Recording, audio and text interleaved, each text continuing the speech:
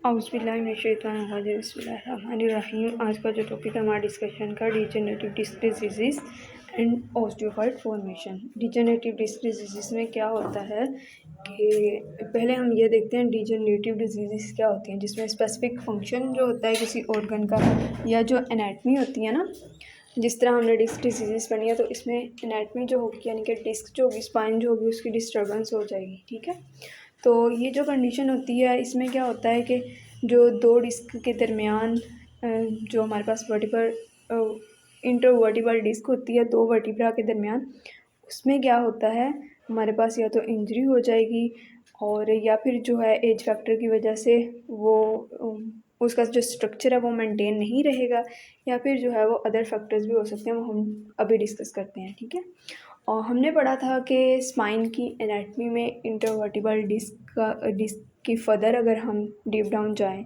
तो दो पोर्शन होते हैं, जिसमें हमारे पास एक इनर वाला होता है, ठीक है, जिसको हम जो है वो हमने पढ़ा था न्यूक्लियस पल्पोसिस, और जो बाहर वाला होता है एनुलस फाइब्रोसिस। ठीक है, दो पोर्शन डिस्कस किए थे और हमने कहा था जो न्यूक्लियस पल्पोसिस होता है उसका काम क्या होता है, एज अ शॉकर एब्जॉर्बर और जेली टाइप वाटर लाइक उसका कंटेंट होता है। जब वो नहीं रहता उस डिस्क के अंदर तो ऑटोमेटिकली क्या होती है, डिस्क स्लिप हो जाती है या अपनी जगह से हट जाती है। जो उसकी एक नॉर्मल स्पेस होती है जो अल्लाह ताला की तरफ से एक फिट होती है इंसान में, वहाँ पे नहीं रहती मेंटेन। इसकी वजह से पेशेंट को पेन होगी, उसकी जो ज़ाहिर सी बात है झुकने की, मूवमेंट करने की, चलने फिरने की हरकत वो कम हो जाएगी। ठीक है, और भी बहुत सारे ऐसे इश्यूज होते हैं जो हम डिस्कस करेंगे फर्दर जब हम अपनी डिजीज़ पढ़ेंगे। ठीक है, और उसके नतीजे में फिर अब बॉडी क्या करती है, उसके नतीजे में बॉडी क्या करती है, वहाँ पे ओस्टियोफाइट की फॉर्मेशन कर देती है, जिसको हम बोन्स पर भी कहते हैं। लाइक एक उभार सा बन जाता है उसके नतीजे में, और वो जो उभार होता है वो बोन एजिस की तरह होता है वर्टिब्रा में। ठीक है, और ये देखें इस कंडीशन में ऑस्टियोफाइट आपको एक स्ट्रक्चर अलग से ही नज़र आना शुरू हो जाएगा। और इसी तरह ये देखें, ये सब टाइप हैं ऑस्टियोफाइट की, इसमें जो है ना शेप चेंज होगी लेकिन कंडीशन वही रहेगी। ठीक है, अब जिससे क्या होता है, एक एक्स्ट्रा बोन कह लें कि वो बनाना शुरू कर देती है स्पाइन ना, और स्पाइन प्रोजेक्शन में एक्स्ट्रा बोन टाइप स्ट्रक्चर बनने लग जाता है, जिसको हम ऑस्टियोफाइट कहते हैं, जो उसकी डिस्क की स्टेबिलिटी है उसको इफ़ेक्ट करता है और उसको डिजनरेशन की तरफ लेकर जाता है। ठीक है, वहीं पे बात आ गई, उसका जो नॉर्मल स्ट्रक्चर है वो बिल्कुल डिस्टर्ब हो जाता है डिजनरेटिव डिजीज़ में। ठीक है, यही हमने डिस्कस किया। अब डिस्क डिजनरेशन में क्या होता है, डिस्क की जो ओवरऑल हाइट होती है, उसकी इलास्टिसिटी होती है, वो डिस्टर्ब हो जाती है, वो लूज़ हो जाती है, एजिंग की वजह से हो सकता है। ठीक है, और या फिर कोई भी इंजरी हो गई, वेयर टेयर हो गया, इसकी वजह से हो सकता है। ठीक है, ऑस्टियोफाइट की फॉर्मेशन इस तरह से होती है, जो बोनी ग्रोथ सी होती है ना, वो इस डीजनरेशन के रिस्पॉन्स में या फिर इंस्टेबिलिटी जो हमने कहा उसका जो स्ट्रक्चर है स्टेबल नहीं रहा, लाइक जो उसका एक स्ट्रक्चर होना चाहिए था वो उस कंडीशन में नहीं रहा, इस तरह ऑस्टियोफाइट की फॉर्मेशन हो गई तो उस अराउंड द वर्टिब्रा के इर्द गिर्द, तो फिर क्या उसके नतीजे में ये हुआ कि बोन की डीजनरेशन हो गई। ठीक है, और फिर इसमें जो है हमारे पास हमने ये देख लिया सिम्टम्स पेशेंट के, पेन होगी, ऑब्वियसली होगी, स्टिफनेस सी होगी, उसको सख्ती महसूस होगी, और उसकी जो मोशन है आगे पीछे मूवमेंट करना वो ख़त्म हो जाएगी। और इसके अलावा हमने स्पाइन की एनाटमी में पढ़ा कि नर्व्स भी होती हैं, ठीक है, टिश्यूज़ भी होते हैं, इस तरह जो है वो लिगामेंट्स भी होते हैं, नर्व रूट्स भी होती हैं, नर्व्स कंप्रेशन हो जाती है। बेसिकली नर्व कंप्रेशन जब होती है ना तो उसके नतीजे में क्या होता है कि पेन बहुत ज़्यादा सीवियर होती है, जिसको हम रेडिकुलोपैथी भी कहते हैं। एक्सरे एमआरआई में टिपिकली अगर इनका स्ट्रक्चर देखें तो इस तरह का नज़र आता है, जिसमें हमारे पास ट्रैक्शन ऑस्टियोफाइट में इस तरह की कंडीशन होती है, और क्लो ऑस्टियोफाइट में ये देखें स्ट्रक्चर चेंज हो गया, और रैप राउंड बम्प ऑस्टियोफाइट उसमें जो है वो कंडीशन और तरह से होगी, लेकिन बनेंगे ऑस्टियोफाइट यानी कि उभार सा बन जाएगा, जो एक अलग सा अपना स्ट्रक्चर शो करने लग जाएगा। MRI में देखो तो कुछ इस तरह की इमेज आती है, ज़्यादा विजिबल होती है, ठीक है। इसी तरह जो है वो स्पाइन डिजनरेशन और इन्फ्लेमेशन ओवरऑल देखें तो MRI में इस तरह हमें नज़र आएगी, ठीक है। अब स्पॉन्डाइलोसिस और स्पॉन्डाइलोलाइस्थीसिस इसका डिस्कस करते हैं। स्पॉन्डाइलोसिस में ये होता है कि स्ट्रेस फ्रैक्चर होता है, ठीक है। फ्रैक्चर होगा और कहाँ होगा, इंट्रा ऑरिकुलर वर्टिब्रा जो होते हैं वर्टिब्रा के दरमियान, ठीक है, वहाँ पे जो है वो फ्रैक्चर होगा।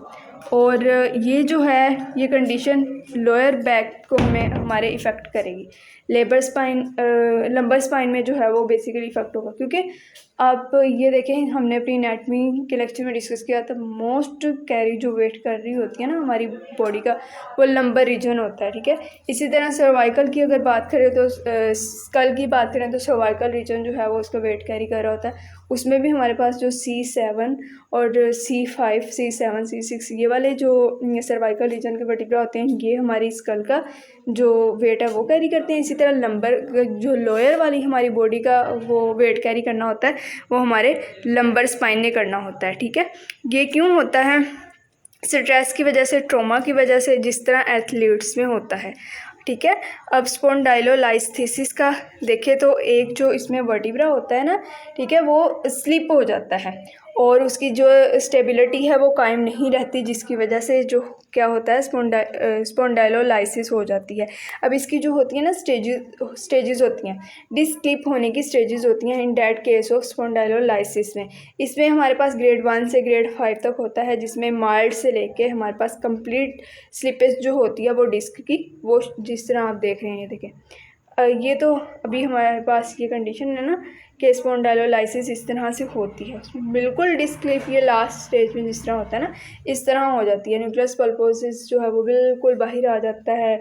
एनलस फाइब्रोसिस वो उसकी स्ट्रक्चर नहीं मेंटेन रहता। इस तरह जो डिस्क क्लिप है ना ये बिल्कुल आपको इसमें गैप नज़र आएगा।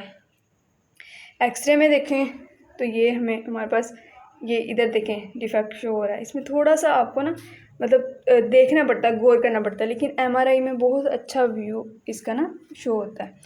अब इसकी इम्प्लीकेशंस अगर हम देखें, फेसिड जॉइंट की तरफ मूव ऑन करते हैं। जो हमने फेसिड जॉइंट का पढ़ा था, इंटरवर्टिब्रल डिस्क में जो है वो एक जो उसको कनेक्ट किए हुए है, किसके थ्रू किए हुए, फेसिड जॉइंट, जिसको हमने ज़ी जॉइंट, साइनोवियल जॉइंट भी कहते हैं, जो कि एक्चुअली में उसको स्टेबिलिटी और मोशन प्रोवाइड करता है वर्टिब्रा के दरमियान।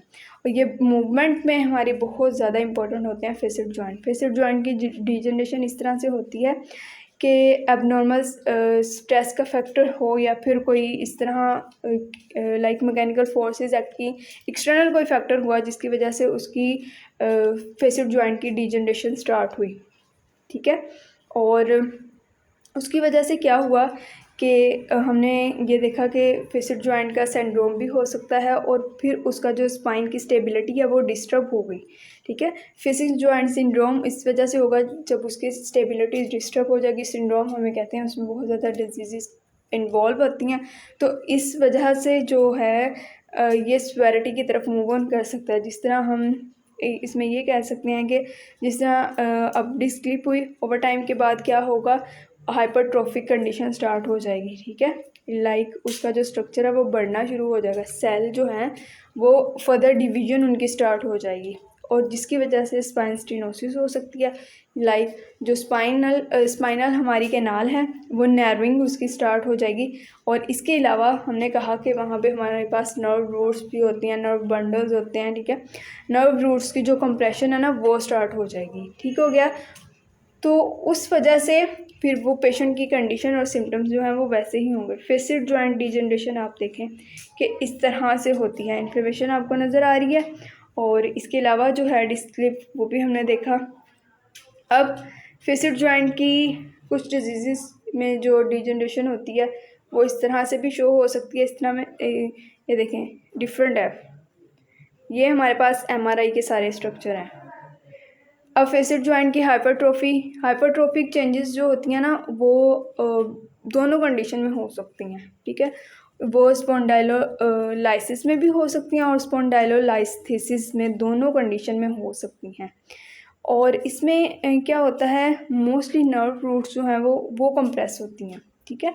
उनकी जो कह लें कि एक रूट है ना, वो जिस तरह से वो मूव कर रही हैं अपनी सर्कुलेशन, अपनी जो है वो सर्कुलेशन कह रही हूँ, अपनी जो है वो सिग्नलिंग कर रही हैं, ठीक है। वो जो कंप्रेशन जब उनका हो जाता है तो उनकी ऑटोमेटिकली जो उनका फंक्शन है वो डिस्टर्ब होता है। और डिस्टर्ब इस तरह से तो पेशेंट को बहुत ज़्यादा सीवियर पेन होती है, नमनेस होती है, और जो लोअर बॉडी है उसकी कह लें कि वीकनेस स्टार्ट हो जाती है बहुत ज़्यादा। पेशेंट इस कंडीशन में आपके साथ आया है कि वो आपको कह रहा है कि मुझे बहुत ज़्यादा नमनेस फील होती है, पेन होती है बहुत ज़्यादा। तो आपको फर्स्ट क्लिक पे ये होना चाहिए कि आप चेक करें कि पेशेंट की जो कंडीशन है तो इसकी तरफ तो नहीं मूव कर रही। हाइपरट्रोफी फेसिड जॉइंट की अगर हम देखें तो उसका स्ट्रक्चर कुछ इस तरह से हमें नज़र आता है MRI में, CT में। ये देखें, हाइपरट्रोफी हुई हुई है जॉइंट्स की, ये देखें, इधर देखें, ठीक है। और फर्दर इसका मैकेनिज़्म किस तरह से चेंज हो सकता है। अलाइनमेंट कोई भी स्ट्रक्चर है, मैंने आपको बताया फर्स्ट लेक्चर में ही, हमने पहले अलाइनमेंट्स चेक करनी है, ठीक है। और इसके अलावा हमने जो है वो उसका जब भी उसको MRI में, एक्सरे में या CT में देखना है, आपने अलाइनमेंट चेक कर ली स्पाइन की। उसके बाद आपने जो है स्ट्रक्चर देखना होता है वो वर्टिब्रा, ठीक है, वर्टिब्रा को देखना होता है, फिर इंटरवर्टिब्रल देखना होता है, फिर आपने जो है वो फेसिड जॉइंट को देखना होता है, ठीक है। ये ओवरऑल आपको बता रही हैं।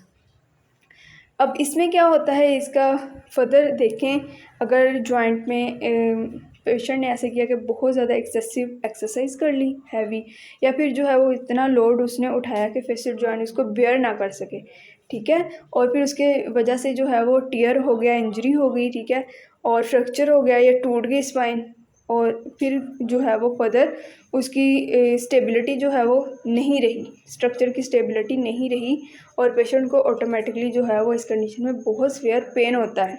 और अगर पेशेंट इस कंडीशन में आता है ना कि क्रोनिक पेन है, ठीक है, और एक्सटेंशन की वजह से, या जब वो उठता है या बैठता है या इधर उधर मूवमेंट करता है तो उसको पेन होता है, ठीक है। ओवरऑल जो है वो उसको नहीं होता, तो ये क्रोनिक पेन होता है, और ये लिमिटेड होता है, लिमिटेड कर देता है मोबिलिटी को। लिमिटेड होता नहीं है, लेकिन ये मोबिलिटी को लिमिटेड कर देता है। लेकिन पेन इस कंडीशन में बहुत ज़्यादा सीवियर होगा। जाहिर सी बात है, जब नर्व कंप्रेशन इतनी ज़्यादा हो गई और इसके अलावा जो है वो स्ट्रक्चर उसका टोटली डिस्टर्ब हो गया, तो इस कंडीशन में पेन बहुत सीवियर होगा। और लेकिन आपने इसको डिफ्रेंशिएट करना है एक डिज़ीज़ को दूसरी डिज़ीज़ तक, वरना फिर पेशेंट तो हर कंडीशन में इसकी जो कॉम्प्लिकेशन है उसमें यही प्रेजेंट करेगा, पेन बहुत ज़्यादा है। लेकिन उसको आप पैरे कर सकते हैं किसके साथ, जब आपको पता होगा एक डिज़ीज़ में क्या हो रहा है उसको दूसरी डिज़ीज़ से वेरी करने से, ठीक है। और इसमें जो मेन होता है वो पेन होगी, इंस्टेबिलिटी की वजह से बैक में पेन होनी है, ठीक है। वही बात जो हमने पहले डिस्कस की, नर्व रूट का कंप्रेशन हो जाता है। स्पॉन्डाइलोलाइस्थीसिस का स्पाइन में अगर देखें तो इस तरह से भी शो होती है ये, ठीक है। ये देखें, कुछ और भी हमारे पास स्ट्रक्चर हैं जिसको हम एक्सरे में, MRI में और CT में देख सकते हैं। ये मेंशन भी है आपके साथ, ठीक है। इसकी फर्दर डिटेल भी थोड़ी सी लिखी हुई है, वो आपने एक बार पढ़ लेनी है, आपके साथ नोट शेयर हो जाएंगे तो आप उसको पढ़ सकते हैं। ये भी देखें, फर्दर इस कंडीशन को किया हुआ है ताकि आपको समझ आ जाए, आपको डिफ्रेंशिएट करें, आपको पता चल जाए कि ये कौन सी कंडीशन है, ठीक है। अब फेसिड जॉइंट आर्थरोसिस क्या कौन सी डिज़ीज़ है, क्योंकि हम डिजनरेटिव डिजीज़ पढ़ रहे हैं तो इसमें भी ज़ाहिर सी बात है डिजनरेटिव चेंजेस होती हैं किसमें, फेसिड जॉइंट में, जिसकी वजह से जॉइंट स्पेस नैरो हो जाएगी, ऑस्टियोफाइट की फॉर्मेशन हो जाएगी। ऑस्टियोफाइट हमें पता है कि सेल होते हैं, ठीक है, जिनकी जो है वो फॉर्मेशन होना स्टार्ट हो जाती है, और सबकॉन्ड्रल सेक्लोरोसिस हो सकती है और सिस्ट बन सकती हैं, ठीक है। ये हम जो है वो डिजीज़ डिस्कस करेंगे फर्दर जब हम अपने लेक्चर स्टडी करेंगे डीप डाउन। और जॉइंट एफ्यूजन हो सकती है, साइनोवियल सिस्ट वगैरह जो है वो बन सकती हैं, ये दोनों डिजीज़ ही हैं, ठीक है। और फर्दर इसमें हम देखें तो पेशेंट रेडिएटिंग पेन होगी, मेन चीज़ ये हुई। बाकी बैक पेन, रेडिकुलोपैथी, ये तो हमने पहले भी डिस्कस किया स्टार्ट में। रेडिएटिंग पेन जो होती है इस कंडीशन में फेसिड जॉइंट के आर्थरोसिस में होती है। लाइक एक जो पेन जिस एरिया में हो रही है ना वो ऊपर और नीचे वाले एरिया को कवर कर रही है। लाइक वो रेडिएट कर रही है, ऊपर को भी रेडिएट कर सकती है, नीचे को भी रेडिएट कर सकती है due to nerve roots compression, क्योंकि जो नर्व रूट्स वहाँ पे गुजर रही हैं ना उन्होंने उसको कंप्रेस कर लिया। अब इसमें फैक्टर्स क्या हो सकते हैं, एक तो बुढ़ापा, एजिंग, ठीक है, वियर एंड टियर हो सकता है, कोई फ्रैक्चर हो गया जिसकी वजह से वो चीज़ टूट गई, ट्रोमा हो गया एक्सीडेंट की वजह से, ठीक है, और डिजेनरेटिव डिस्क डिसीज़ की वजह से भी ये कंडीशन हो सकती है, ठीक है। अब बेस्ट्रेप्स फिनोमेना की तरफ मूव करें तो ये हमारे जो होती हैं ना इंटरस्पाइनस, इसमें क्या होता है जो हमारी स्पाइन के दरमियान में कह लें कि प्रोसेस होता है ना उसमें इन क्या होती है सूडो आर्थरोसिस हो जाती है। लाइक सूडो आर्थरोसिस इस तरह की कंडीशन होती है कि लाइक अगर आप उसको सर्जरी से भी ठीक करने की कोशिश करें तो वो नहीं होती ठीक। और आपने देखा होगा इसका ना बाकायदा से बाय बर्थ ये बच्चों में देखें ना सूडो आर्थरोसिस, तो एक जो होती है ना कह लें फीमर है, बोन, मोस्टली फीमर ही होती है, इसका स्ट्रक्चर टोटली डिफरेंट हो जाता है नॉर्मल बोन से, और उसको आप सर्जरी से भी ठीक करना चाहें तो वो सर्जरी से भी ठीक नहीं होती। या तो फिर ये होता है कि आप उस पूरी बोन को ही रिप्लेस करें, लेकिन ये कंडीशन सर्जरी से भी ठीक नहीं होती, इस वजह से इसका नाम सूडो आर्थरोसिस रखा है। और इसमें क्या होता है, सिस्ट की फॉर्मेशन होती है। स्पाइनस प्रोसेस जो होता है ना तकरीबन ऐसे हो जाता है कि जैसे मिलने लगा एक दूसरे को, ठीक है। ये देखें बिल्कुल एक दूसरे के साथ, एक दूसरी स्ट्रक्चर के साथ बिल्कुल अटैच हो जाता है स्पाइनस प्रोसेस। और इसको, इस कंडीशन को अगर आप सर्जरी से ठीक करना चाहें तो वो बहुत ज़्यादा मुश्किल हो जाता है, इसी वजह से इसको जो है वो सूडो आर्थरोसिस कहा गया है, ठीक है। और इसमें हमारे पास फर्दर अगर देखें तो जितनी उसकी कह लें कि लिगामेंट्स की जितनी उसकी टेंडेंसी थी मूव करने की और आगे पीछे मूवमेंट देने की, सपोर्ट करने की, वो सारी ख़त्म हो जाती है, ठीक है। और जो एक कुशन पैड जो होता है उसकी जितनी कह लें कि पावर होती है या फेस बैंड उसको अल्लाह की तरफ से मिली होती है, ठीक है, उसने जो भी वो प्रोटेक्शन प्रोवाइड करनी है वो भी बिल्कुल ख़त्म हो जाएगी। स्पाइनल कैनाल जो होती है हमारी उस वो बहुत ज़्यादा कह लें कि नैरोइंग हो जाएगी, ठीक है। और हमारे पास जो है वो बोर्सा फॉर्मेशन हो जाएगी, एडवेंचुअल बोर्सा फॉर्मेशन, ये भी हमारे पास जो है ना एक कह लें कि कॉम्प्लिकेशन है, डिजीज़ कंडीशन है, उसमें हम फर्दर डिजीज़ में ना इसको डिस्कस करेंगे। और इसमें एमआरआई में अगर हम शो करें इसको बेस्ट्रेप्स फिनोमेना को तो ये इस तरह से शो होता है, क्लियरली हमारे पास जो है वो नज़र आ रहा है, एक जो वर्टिब्रा है वो दूसरे वर्टिब्रा के बिल्कुल जाके जो है वो लग गया साथ, जिस तरह ये देखेंगे। और इसको अगर हम एक्सरे में देखें तो एक्सरे में मुश्किल हो रही है, ये देखें, लेकिन इसको अगर एमआरआई में देखें तो बहुत अच्छा शो हो रहा है। वही सिम्टम्स होंगे, back pain, radiculopathy, neurological defects, ठीक है, ये सारे आपके साथ पहले मैंने डिस्कस भी किए हैं इसको डिटेल के साथ। और फेसिड जॉइंट की आर्थरोसिस में अब फर्दर ये होता है कि फेसिड जॉइंट की नर्विंग हो सकती है, ऑस्टियोपार्ट फॉर्मेशन हो सकती है, या फिर साइनोवियल सिस्ट जो हैं वो बन सकती हैं, ठीक है। और बेस्ट्रेप फिनोमेना होता क्या है, इसमें हमारे पास नहीं इमेजिंग के जो फीचर है ना, यानी एक्सरे एमआरआई में हमने जो चीज़ें देखनी हैं वो ये होती हैं। फेसिड जॉइंट में हम लोग उसकी नर्विंग देखेंगे और ऑस्टियोफाइट फॉर्मेशन देखेंगे और साइनोवियल सिस्ट देखेंगे। बेस्ट्रेप्स फिनोमेना में हम क्या देखेंगे, साइनोवियल सिस्ट जो होती है ना ये पानी नुमा की थैलियाँ होती हैं जो साइनोवियल जॉइंट जो हमारा है ना उसके इर्द गिर्द बनेंगी, ठीक है। ऑस्टियोफाइट्स वो मैंने आपको दिखा दिया, जॉइंट स्पेस की नर्विंग वो तंग से हो जाते हैं जॉइंट्स, वो भी मैंने आपको दिखा दिया जो हमने एमआरआई और एक्सरे में हमने देखा ना। एमआरआई में अच्छा नज़र आया जो मैंने आपको भी स्टार्टिंग में दिखाया। बेस्ट्रेप्स फिनोमेना में जो हमारे पास इंट्रास्पाइनल सूडो आर्थरोसिस होती है ये हमने देखनी होती है। लाइक ये वाला जो स्ट्रक्चर होता है ना बिल्कुल एक दूसरे के साथ मिल गया, ये वाली जो कंडीशन होती है ये हमने देखना होता है। ये देखें ये जो एरो शो हुए हैं, इस तरह हमने जो है वो इंट्रास्पाइनस लिगामेंट जो होते हैं उनके दरमियान जो स्पेस होती है ना, वो बिल्कुल ख़त्म हो जाती है। ये चीज़ हमने देखनी होती है।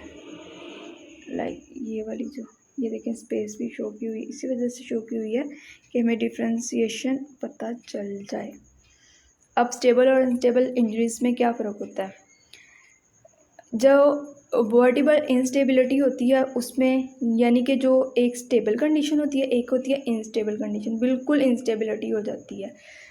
और स्ट्रक्चर जो होता है ना वो बिल्कुल अनस्टेबल सा हो जाता है। डिस्क रिप्लेसमेंट की वजह से हो सकता है, ठीक है, और स्पेस नैरोइंग की वजह से हो सकता है, फेसिड जॉइंट जो उनकी नैरोइंग की वजह से हो सकता है, और वर्टिबल बॉडी जो है वो डिस्टर्ब हो सकती है, वर्टिबल कैनाल जो है वो हमारे पास उसकी नैरोइंग हो सकती है। लाइक जितने भी स्पाइन के स्ट्रक्चर होते हैं उनकी नैरोइंग होगी, या फिर लाइक तंग हो जाएंगे, उनकी स्पेस ख़त्म हो जाएगी, उसके अंदर वाला जो कुशन है वो बाहर निकल सकता है, वो डिस्टर्ब हो सकता है, कोई भी कंडीशन। क्योंकि हमने कहा डिजेनरेटिव डिजीज़ जो होती है वो होती ही ये हैं कि स्ट्रक्चर जो होता है वो बिल्कुल उसका डिस्टर्ब हो जाता है, जिसकी वजह से फंक्शन एबनॉर्मेलिटी आती है, ठीक है। फेसिड जॉइंट की क्लासिफिकेशन करें, क्लासिफिकेशन में हमारे पास फर्दर जो कंप्रेशन फ्रैक्चर आता है, इसी तरह हमारे पास फर्दर और भी फ्रैक्चर आते हैं जिसको हम बाद में डिस्कस करेंगे। जो कंप्रेशन फ्रैक्चर होता है इसमें एंटीरियर जो वर्टिबल बॉडी होती है ना, आगे वाली जो वर्टिबल बॉडी होती है वो कोलैप्स हो जाएगी, ठीक है। पोस्टीरियर वर्टिबल बॉडी जो है उसकी कोई इन्वॉल्वमेंट नहीं होगी, और इसी तरह एंटीरियर कॉलम की उसके स्ट्रक्चर की फेलियर हो जाएगी, ठीक है। और बर्स्ट फ्रैक्चर की बात करें, बर्स्ट इसके नाम से ही वाज़िया हो रहा है, एंटीरियर और पोस्टीरियर वर्टिबल बॉडी है उसका कोलैप्स हो जाएगा, ठीक है। और पोस्टीरियर जो बॉडी है हमारे पास, वर्टिबल बॉडी की बात कर रहे हैं, ठीक है, वर्टिब्रा की बात करें, वो भी डिस्टर्ब हो जाएगी, और इंटीरियर और मिडल कॉलम जो है वो बिल्कुल उसका फेल हो जाएगा। इंटीरियर और पोस्टीरियर की हमने बात की, ठीक है, साथ में इसमें जो मिडल कॉलम है उसकी भी हमने बात की, लेकिन वहाँ पे हमने सिर्फ ये कहा था कि एंटीरियर होगा, और फ्लेक्शन डिस्ट्रक्शन में होगा कि पूरे का पूरा फेल हो गया, ठीक है। और ये फेलियर जो है हमारे पास पोस्टीरियर है और मिडल है, एंटीरियर भी है, ठीक है। और इसमें क्या होता है, फर्दर जो है वो लिगामेंटेनियस चेंजेस वो भी आना शुरू हो जाती हैं, और ये कंडीशन जो होती है ये बहुत ज़्यादा सीवियर होती है। ये देखें, ये सारे जो फ्रैक्चर होते हैं ना इसमें स्पाइन की कंडीशन बहुत डिस्टर्ब होती है, जिसकी वजह से इसको सीवियरिटी की तरफ लेके जाएंगे हम। इसका जो है वो डिस्टेंस जितना स्पेस के दरमियान होगा, और आर्टिकुलर प्रोसेस जो होगा हमारा उससे करेंगे। ये लाइक हम देखेंगे एंटीरियरली देखेंगे डिस्टर्बेंस हुई, या पोस्टीरियरली देखेंगे, या मिडली देखेंगे, तो हमें पता चल जाएगा ये कौन सा फ्रैक्चर है हमारे पास। सब टाइप में फ्लक्चुएशन, एक्सटेंशन, शेयर, और लाइक जो हमारी रोटेशन है, फ्लेक्शन है, मूवमेंट है, ये सारा कुछ जो है वो डिस्टर्ब हो जाएगा, और ये इसकी फर्दर सब टाइप्स में आ जाता है, फ्रैक्चर की सब टाइप्स में, ठीक है। अनस्टेबल इंजरी के लिए क्लिनिकल रेड फ्लैग यानी कि बहुत ज़्यादा एक्यूट एमरजेंसी कंडीशन क्या हो सकती है? ये हो सकती है न्यूरोलॉजिकल डिफेक्ट्स की वजह से जो साइन सिम्टम्स जो हों, जिस तरह सेंसेशन ख़त्म हो जाए, नमनेस हो जाए, या फिर सुइयाँ चुभने लग जाए लिम्स में, और इसी तरह इसको टिंगलिंग भी कहते हैं, और मसल वीकनेस हो जाए, पैरालिसिस हो जाए, उस रीजन के जितने भी मसल हैं वो काम करना बंद कर दें, उसको पैरालिसिस बोलते हैं। और बाउल मूवमेंट और ब्लैडर कंट्रोल जो है वो हमारा बिल्कुल ख़त्म हो जाए स्पाइनल इंजरी की केस में, तो हम उसको फर्स्ट क्लिक में क्या डिसाइड करेंगे? न्यूरोलॉजिकल डिफेक्ट डिसाइड करेंगे, ये कंडीशन अगर हो। अगर बहुत ज़्यादा स्वेयर पेन है और डिफॉर्मिटी है तो इसका मतलब ये है कि जो लाइक इंजरी है ना, ठीक है, उसने वर्टिबल बॉडी को टोटली डिस्टर्ब किया, ठीक है, और लिगामेंट जो है वो स्पाइन के उसमें एबनॉर्मेलिटी आ सकती है फर्दर अगर हम देखें, और मूवमेंट करने में, उठने में, बैठने में लाइक इमोबलाइजेशन जो है वो हो जाएगी।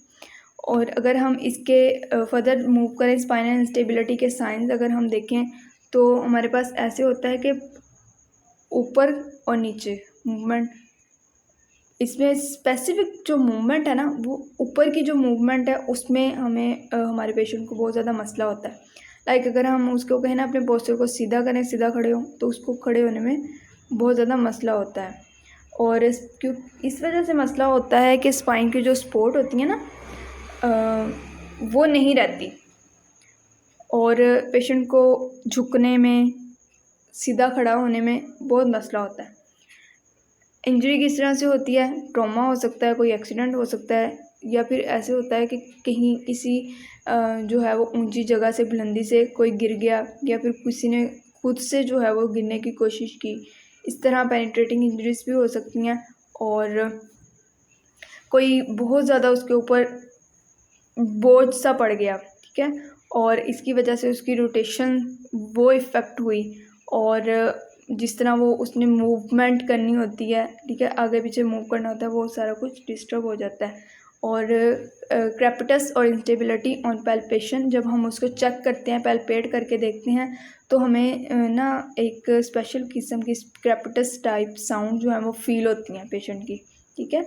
और अक्सर हमने जो है वो देखा होगा पेशेंट को, जब आप चेक करते हैं ना, कायरो अक्सर करते हैं पेशेंट की, तो इस तरह की क्लिक साउंड, लेकिन वो एक नॉर्मल होती हैं, ठीक है। लेकिन इस कंडीशन में क्या होता है कि ड्यूरिंग पैल्पेशन बहुत ज़्यादा कपड़े साउंड जो है वो फील होंगी। इस तरह कोई चीज़ ग्राइंड हो रही है, क्लिकिंग हो रही है, एबनॉर्मल मूवमेंट की वजह से ये सारी साउंड फील होंगी हमें। और अब हम देखते हैं कि अगर शॉक और सिस्टेमिक इंस्टेबिलिटी हो, ठीक है, तो तब क्या साइन होंगे? पल्स पेशेंट की रैपिड हो सकती है, उसका ब्लड प्रेशर कम हो सकता है, कोल्ड, और इसके अलावा जो है वो कैपिलरी रिफिल वो बहुत ज़्यादा पेशेंट का कम हो सकता है, ठीक है, ये कंडीशन हो सकती हैं। और टायर्डनेस पेशेंट की, ओवर बॉडी लैंडमार्क्स, इसमें कौन कौन सी कंडीशन हो सकती हैं? जब हम उसको हाथ लगाएंगे तो पेशेंट बहुत ज़्यादा पेन फील करेगा। किस प्रोसेस में? स्पाइन के प्रोसेस में, ठीक है।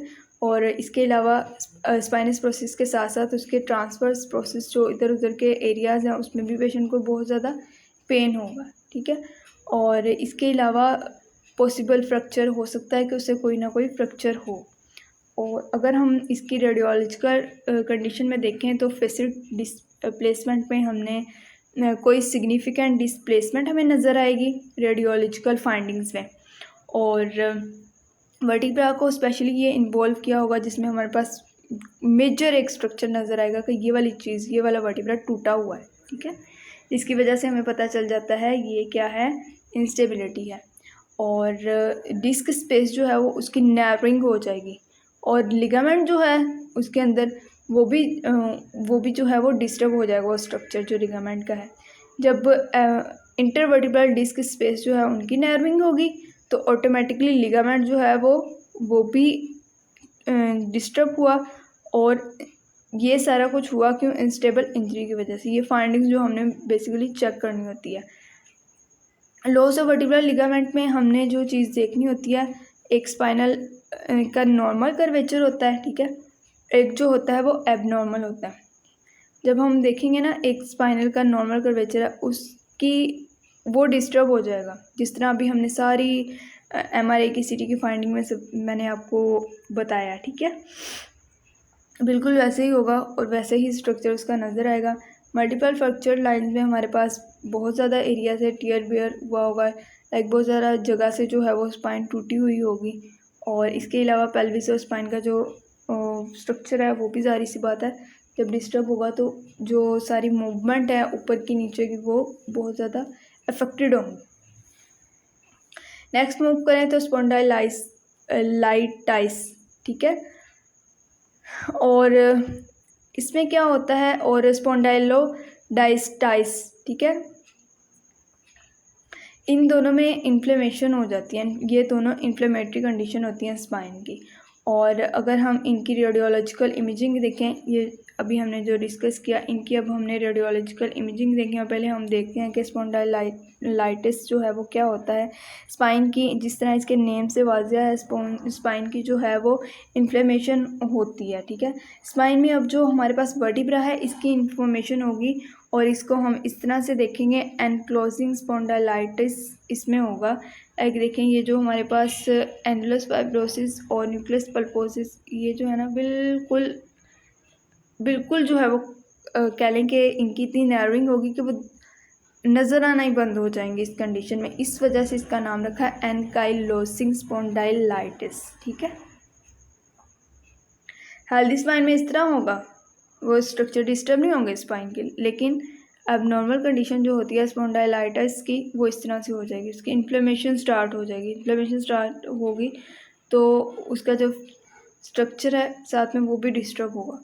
अर्ली स्टेज अगर एमआरआई या एक्सरे में देखें तो वर्टिब्रा की पहले हमने देखना है कि एंड प्लेट्स जो होती हैं ना वो डिस्टर्ब होंगी, उनकी डिस्ट्रक्शन होगी, इरेगुलरिटी होगी जो वर्टिब्रल बॉडीज़ के एज हैं उधर। ठीक है, और साथ हम देखें तो सबकॉन्ड्रल सेक्लरोसिस होगी। ठीक है, मतलब कि जो सबकॉन्ड्रल बून के आप ये देखेंगे बून का जो लास्ट वाला पार्ट है ना, जिस तरह हमने देखा कि उनकी थिकनिंग हुई है, वो हमने इंटरवर्टिब्रल डिस्क के दरमियान में देखनी होती है।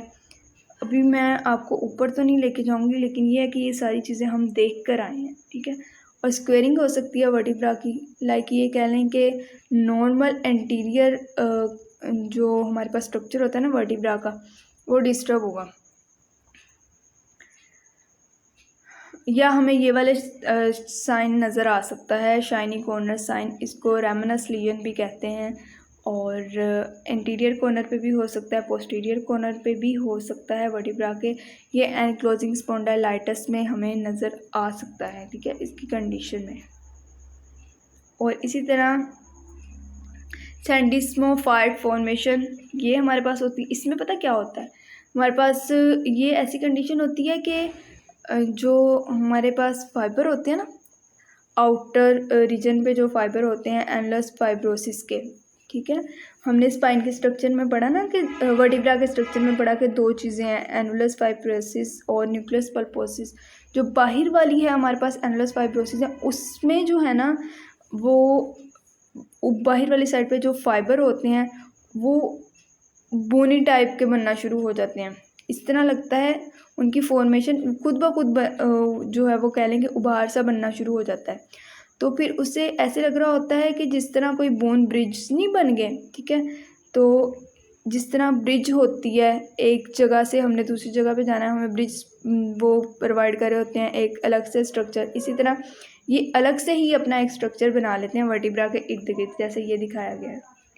इस कंडीशन में होता है। लेट कंडीशन में क्या होता है, स्पाइन बैम्बो हो जाती है। ये देखें, बिल्कुल जिस तरह हमारे पास बैम्बो का एक स्ट्रक्चर नहीं होता वैसे हो जाती है वर्टिब्रा की फ्यूजन की वजह से। जो हमारे पास वर्टिब्रा का कॉलम है वो भी सही नहीं रहेगा और बैम्बो लाइक स्ट्रक्चर शो करेगा ये।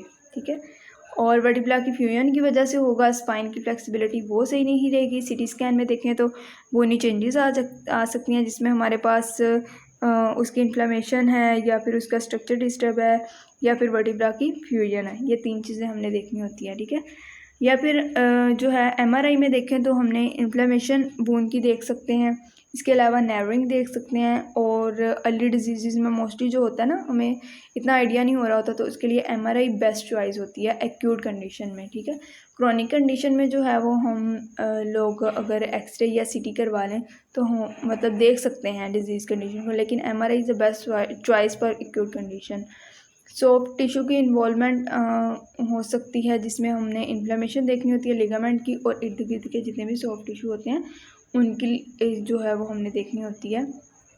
ये देखें, हमारे पास ये कंडीशन है जिसमें सॉफ्ट टिश्यू की इन्वॉल्वमेंट हल्की सी दिखाई हुई है। ऊपर वाला अगर आप देखें ना तो आपको ज़रा सी शो होगी, लेकिन ये इसको कितना क्लियरली विजिबल नहीं है, तो इस पर कोई इतना वो मसला नहीं है। ठीक है, अब स्पॉन्डाइलल डायस्टाइस जो होती है ये भी एक कंडीशन होती है जिसमें हमारे पास इन्फेक्शन होता है। ठीक है, इंटरवर्टिब्रल डिस्क और जो उसके इर्द गिर्द जो वर्टिब्रा होते हैं, दो वर्टिब्रा के दरमियान हम ये कह सकते हैं इंटरवर्टिब्रल डिस्क की स्पेस और जो उसके साथ जो वर्टिब्रा उसके दरमियान जो होता है इन्फेक्शन होता है, बैक्टीरिया की वजह से होता है।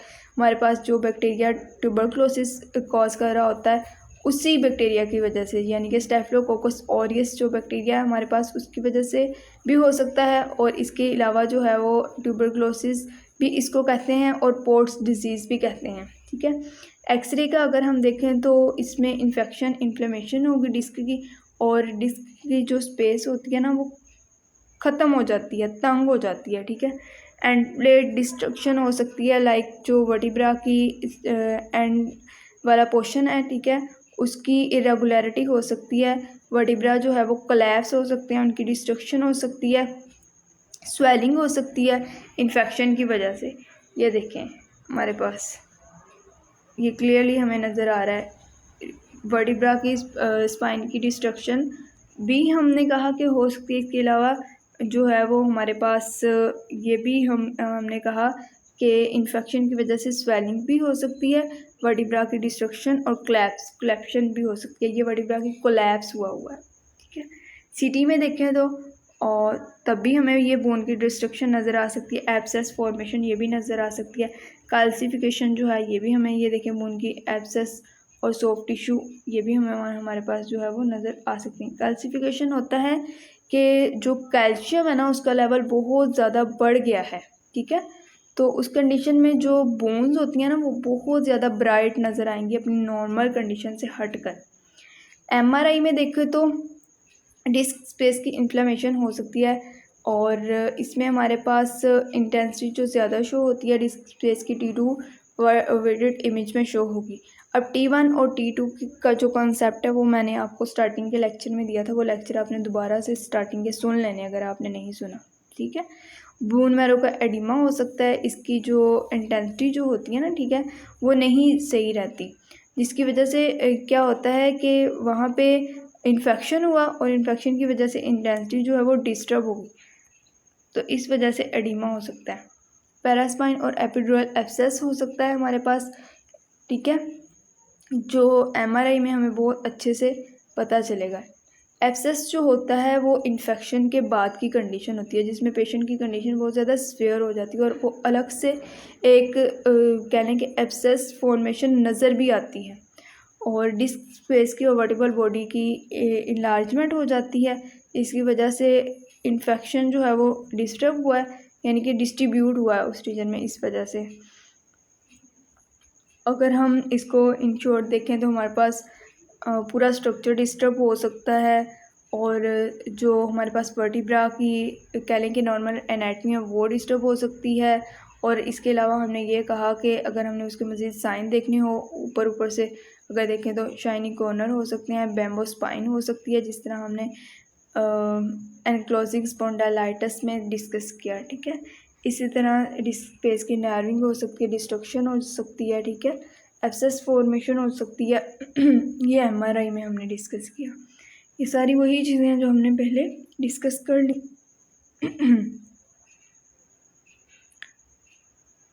ये इंशाल्लाह अब हम अपने नेक्स्ट लेक्चर में हम अपनी फर्दर डिजीज़ डिस्कस करेंगे। तब तक के लिए अल्लाह हाफिज़, हम अपने नेक्स्ट लेक्चर में मिलेंगे इंशाल्लाह।